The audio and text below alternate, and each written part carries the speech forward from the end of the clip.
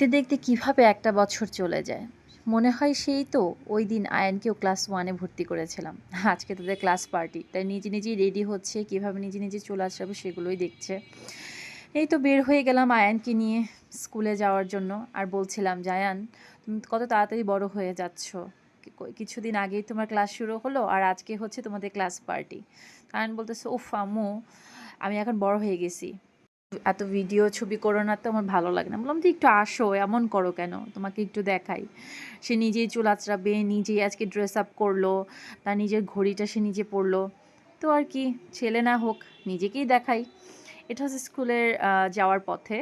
এই তো চলে আসলো তার ফ্রেন্ড সার্কেল। এই ক্লাসেই সে ক্লাস করে। আসলে সারা বছর হয়তো এই ক্লাসগুলাতে যাওয়া হয়ে ওঠে না। কিন্তু বছর শেষে এবং বছরের শুরুতে ক্লাসে যাওয়া হয়। তো এরা তার বন্ধু। বন্ধুদের সাথে এই ঠিক এই বেঞ্চটাতে বসেই হচ্ছে সে প্রতিদিন ক্লাস